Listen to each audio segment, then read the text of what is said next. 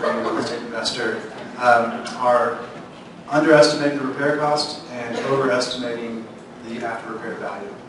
And I see it time and time again. So the biggest piece of advice that I have in that is make sure that you're working with a good team. You're working with a contractor who is able to give you a solid number that is fast, accurate, and very thorough. And make sure that you're working with a realtor who can help you determine what the comp should be or what the after-repair value should be. Once you've purchased the house, the biggest two mistakes that people typically make are by sanitizing the house, making it look blank, absolutely no character at all, or by gold plating the house. So you come in and you make the house a lot more valuable than it should be for that neighborhood. We talk about neighborhood norm within our industry. What should be the changes made to a particular house given neighborhood characteristics. There's 4 different design levels that we talk about: basic, standard, designer, and custom. And you want to make sure that you are designing that house appropriately for the neighborhood. If you come in and you over-improve the house, you're going to lose money. That's just how it's going to work. And one of the stories that people always want to do is, or one of the mistakes people always want to make is, well, if I lived here, and if this were my house. It's not your house. At the end of the day, this is not your house. This is a house you're going to sell. It's a house that needs to be appropriate for the neighborhood that you're actually doing the repair in. So make sure that you are designing the house and choosing finishes that are appropriate and in line with what's going to sell. So drive that neighborhood, notice what's going on in the neighborhood, look at the comps and see what sort of changes and remodels have been done in the neighborhood already, and then make your estimate off of that. Don't do it exactly how you would have your own personal house. Josh, I could not have said it better myself. Thank you. And thank you for stopping investors from losing money. Thank you for being there to advise them, because it takes a strong contractor to be able to tell someone no when the contractor knows, I'm still going to make money at the end of the day, but you may not. Josh is someone who is looking to do business with people over and over and over again. He sees that long-term relationship. So thank you. That's perfect. Eric? What Josh said. He said it much more eloquent than I can say. But basically, underestimating cost, underestimating time, and overestimating what you're going to be back out of it. But he said it much better. Tommy? Well, we managed to do all those things wrong at one time or another. Something that had helped us at least on a couple deals was we had a hard money lender actually saved us from ourselves on at least 2 deals that, we thought, hey, the ARV's good, all that. And he said, you don't want that. And then he gave me this whole list of what I didn't want. Well, what was the list? It was things like a house on a striped road versus all the other comps that they were showing. The repairs, he could tell that the repairs were going to be higher than what we were estimating. We didn't have Josh to help us out. So things like that. And he wouldn't lend to us unless we brought a bunch of cash. Well, what's the point then? So explain the striped road thing. Yeah. Something Shanoa taught us. When you get all your comps from houses in the cul-de-sac or back in the neighborhood versus the house you're trying to buy, which is right there on I-35 or frontage road, or where all the traffic is going, it's not going to, you can't compare. You're not comparing apples to apples. Talk about other neighboring properties too. Like apartment complexes in the backyard. We had one of those too. Imagine that.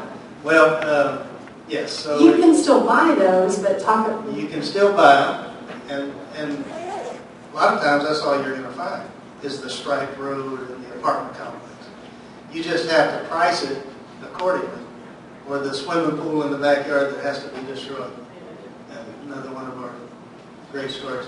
But you just have to price it according to what that gives you. Appreciate that. Elaine? I think in doing rehabs, there are so many surprises you don't know, like raccoons between floors, This is really getting personal up here, you can tell. It is. Okay. And which costs a lot more in the rehab, because what did the raccoon do but destroyed all of the ducting in this house. So not only, we knew we had to put in a new AC system, but then all the ducting between the floors and all over had to be replaced because she ripped it all up. In another house, we discovered, after we bought it, that it was infested with bees. Okay, so this is my bee story. The bee story is, first off, I hired a guy to knock down a tree because it was really rotten. That's fine. He says, he calls me up and he says, do you know you have a swarm of bees on the other side of the house? And I said, no. Now, what am I supposed to do about this? Okay, I'm sitting in front of my computer and I Googled bee removal. I got a guy here in Austin immediately. I don't want to kill the bees. I just don't want them living in my house, okay? So it was under the eaves of the house. Called the guy, he went over right away. We had agreed on a price of $400. This is like not in the budget, by the way. $400 to get rid of the bees. He ripped off part of the roof to get to the bees. He took out 7 5-gallon buckets of honeycomb and 100,000 bees. That's what he removed. These were hybrid bees that stuck him through his suit. Okay, and the bees didn't exactly all leave. They were still swarming around this house. Now, this is not a big neighborhood or a big house. I mean, it's swarming around. There was nobody could do any work in the house, and everybody in the neighborhood saw the swarming bees. It was like a scene. Okay, so he's taken the bees away. They made, the people who moved out have left an old barbecue. They made smoke and a barbecue. My God, to get rid of the bees stuck around. This is true story, okay? It took days for the bees to leave. And the scouts stayed there for about 2 weeks. Okay, so the bees left, but what was still in the roof was honey. And honey, this was not in the budget. Okay, the honey ran between the walls and by the 2x4s all the way down to the floor. The men had started remodeling this house, so we didn't have any carpeting or any flooring. So it's cement floors, the slab. And I had, I kid you not, 3 feet by 2 feet of honey run down and all over the master bedroom floor. And you're laughing and you think that's funny. I didn't think it was so funny. So I called up my bee guy again and say, and he said, paint it with kills. He said, kills the attic, kills the wall, kills the floor, and that's what we did. And it sealed it all up. Now, that was not in the budget. All of this craziness cost me an extra $1,000. But, you know, you live and learn. You never could have expected that. And I think in the whole picture, in the big picture of what did we learn, is there are always, you have to have a contingency fund. Because people are living there that you didn't know. Alan. We don't see the mistakes on the front end. What we see is what causes a deal that's already proceeded. We've got a contract, everything's going forward. And what stops those is lack of communication with the seller of the property, an ABC type situation. If you don't communicate with them, then they're going to be confused. What I like to do, especially in a mortgage wrap transaction, is bring everybody in, let's sit down for an hour. I don't charge anyone anything for that, but let's see what we're doing at the very front end of this thing. So if someone's confused, doesn't understand that they're not just leasing their house or they don't have the rights to go in there and start messing around, that they're just a bank now. Let's find that out early, way early. So I think communication is the big thing that we see not occurring that causes deals to go south. I'm going to build a little bit on Elaine's point. There are bees. I've had 2 bee houses too. Not as much trouble as your bees. Not hybrid bees, that's just regular gasoline bees. The thing that is killing investors has killed me, has killed Tommy. I don't know if you've had this issue yet, but main drain lines. Main drain lines are $5,000 to $12,000 to $20,000 problems, and a lot of times investors just don't, the house looks good, or the house looks good, just needs a little foundation repair.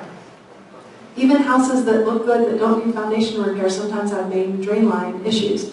And a lot of buyer's agents are very savvy to that. And a lot of buyer's agents today are insisting that their clients do a static test on the property during the inspection period.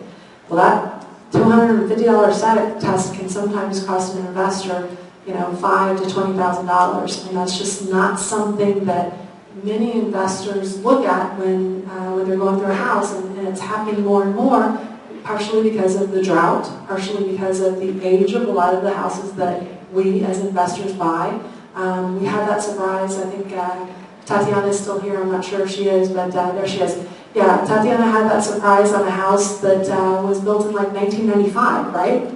And you would not expect it on a house that is that new. Typically you see it on houses that are built, before 1990. But occasionally that sort of stuff comes up and it's very, very expensive.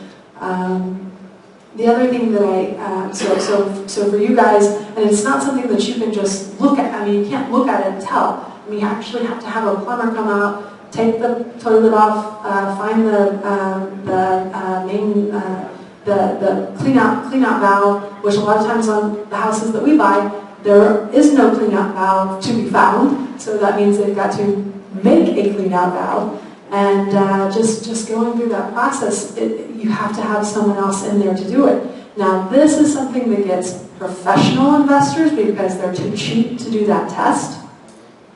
And it's something that happens to new investors because they just don't know. But it's very expensive. The other thing, a lot of the properties that we do as investors are in sometimes not great areas. So another thing I see a lot of investors not factor in is vandalism. We've had several of our properties vandalized. Phil's favorite story, not favorite story, but the story that still gets him worked up today is one of the first properties we did. Got all these beautiful bushes and put them out front and put all this mulch around them. And we had done a $35,000 remodel on this house. But this was sort of the final touch, right? Get the sprinkler system, or excuse me, not the sprinkler system, get the water hose with the timer and get the sprinkler going on it. Come back the next day, someone had dug up the plants. What? Phil's calling me on the phone telling us, no, they're there, they're not there. Oh, who would do that? Dug up the plants, took the sprinkler, took the water hose, left the timer, I don't know why. But weird stuff like that happens. I've had thousands of dollars of equipment and supplies stolen. And it's not just the bad parts of town. I've had that happen to me in Hyde Park as well. I've had multiple air conditioning systems stolen. People can tell you stories about copper wiring, but that stuff happens, and these are the types of issues that can take you from making, $15,000 to maybe making nothing. And a lot of new investors will go in really thin on a lot of these deals. Low margins, right? Because why? I just want that experience. I don't want the experience of losing money. Okay? I don't want you guys to have that experience either. So get your experience from someone who's been there, who's done that, who can be a trusted advisor for you. Don't go out and get your experience in the streets, because I can promise you, it will not go well, because these exact surprises, they will happen. They happen every single time, so you do have to be aware of that. Josh, you have anything to say about the main drain lines? Yeah. So even if you do your static test on your main drain line, as long as you have foundation repair, expect that you may still have problems with that. Typically, in the $6,000 to $8,000 range is where we say that you're going to have plumbing issues after you do a foundation repair. So if your foundation repair is coming in somewhere between $6,000 to $8,000, you probably will have some issues after you do that. And simply when you raise the elevation of the house, it can break those pipes underneath. And when you hit something like that, your static test isn't going to do you any good because you've done it before you purchased the house. So just expect that if you're going to do a house that has substantial foundation repairs, you're going to have plumbing as well. And sometimes it's chicken and the egg. You don't know if the main drain line caused the foundation repairs or the foundation problems caused the main drain line to break. So Yeah, you gotta figure that out.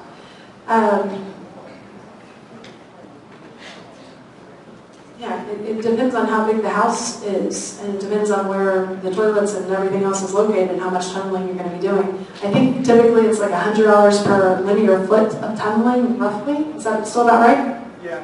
Yeah. Yeah. Translation, really expensive. So definitely be careful about that.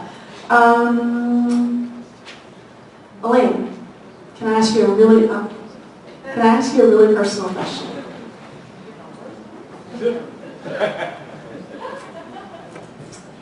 Where do you get your money for investing? Other people's money? Your own money? Lines of credit? Hard money? Buying subject to? Do you guys want to know the answer to that? IRAs? Well, we personally, at this point, look for subject to, primarily. We haven't used a hard money lender yet, but we're considering it for our next rehab. Actually, a couple of them. And why I say that is because when you do the paperwork, you get it to Alan's office, you get things rolling, things don't always move smoothly. You know, they kind of jerk along. The people say, when you're sitting there talking to them at the dining room table, do you have any liens against this house? Are you up to date with your taxes? They'll lie to you. Okay, so we went through that. The paperwork is still sitting in Alan's office because we haven't got the paperwork straightened out yet. So anyway, the answer is we use all of those methods when it's appropriate. You have to be ready to use any method for any deal. You know, what's going to make the deal flow. So let's just use that method. So one of the points I think you also made was you don't really care when you're going in. You just get that mother under contract and we'll figure it out later. Do you guys, does that resonate for you? Does that sink in for you? Get it under contract. I promise you, if it is a deal, money is always looking for a great deal. I am always looking for a great deal, if it is a great deal. Money always wants a great deal. Money always wants a return. Get it under contract. Figure out the rest later. If it's a good deal, money will find that deal, and it will find it here. Tommy? We've used pretty much everything except for conventional financing. Once I retired, my debt to income went all over the place. So the very first deal we did all cash in our Quest IRA. And then with a little coaching and a little bit of knowledge, I figured out you don't have to put all the money in. You can do other things. We've used our IRA quite a bit, but even with sub-2 and stuff, we use the IRA when we can. We've used some cash. We've got a couple of private lenders. We haven't used hard money, so just whatever works. Get the deal first, and then you'll figure that out later. Let's see, what do I have next? What are your average returns? I'm going to go back to you two again. What are your average returns on a deal? On average, what do you make on a deal, Elaine and Tommy? On our fix and flips, I think maybe 30 to 35,000, something like that. That just seems to be what we've done. What price range house do you make 30 to 35,000 on? All our houses have been 200 to 267 was the highest on the ARV. So somebody pull out their phone and do a little math for me. So 15%. Yeah. So you guys are, what's your offer again? 70% of ARV minus repairs. At the end of the day, you end up making about 15%. And that is if everything goes right. Everything goes right, okay? That's why we picked that number, okay? Because it's not like you're making 30%, right? It's on average you're making about 15%. You're looking at people of doing it now, right? Elaine, what would you say? I would say the same. That's what our going in goal is. And then the reality can sometimes only get worse.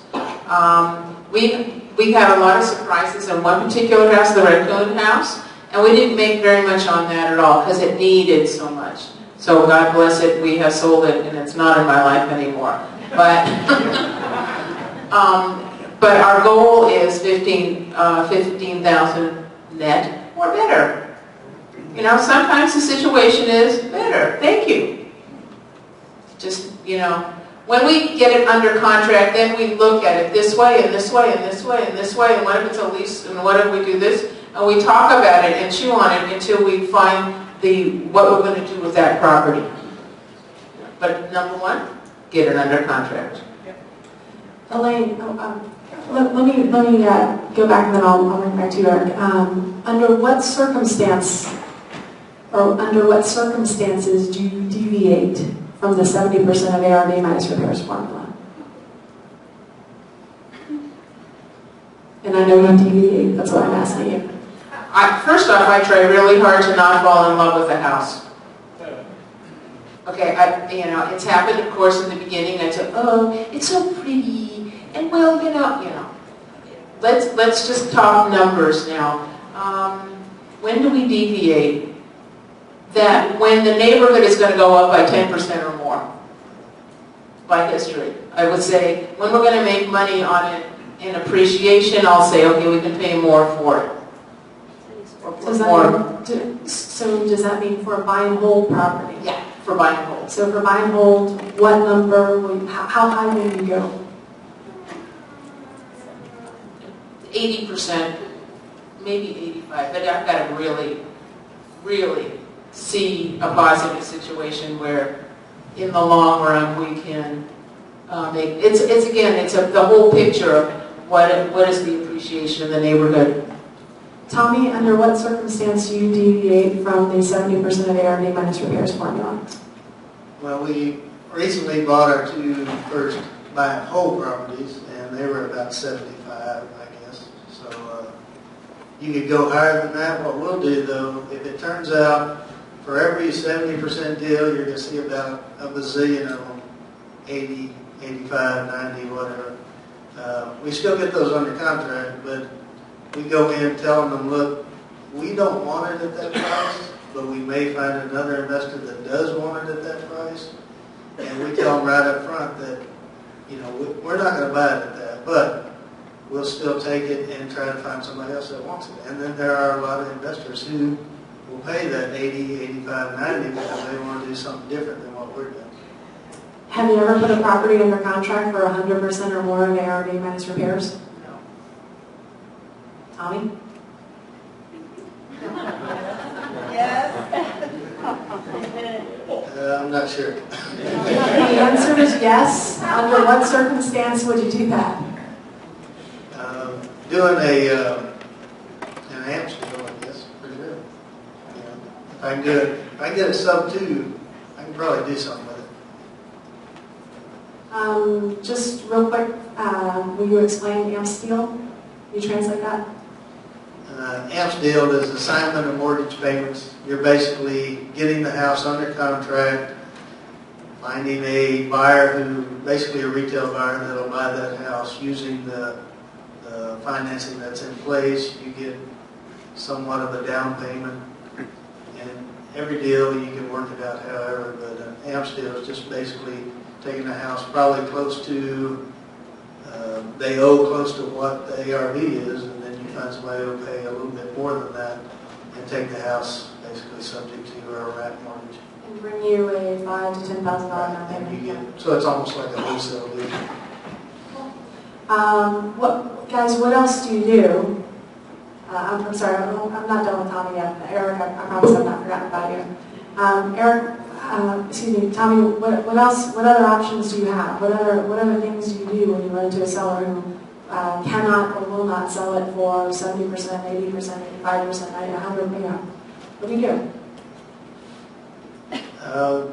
We try to do a lot of wholesale stuff. We put it out on the REMC and stuff like that, but you know, we get it under contract and then mainly just try to find somebody else that wants it at that price. So, I don't mean to tell you your business, Tommy. So Tommy also, his daughter is also a realtor.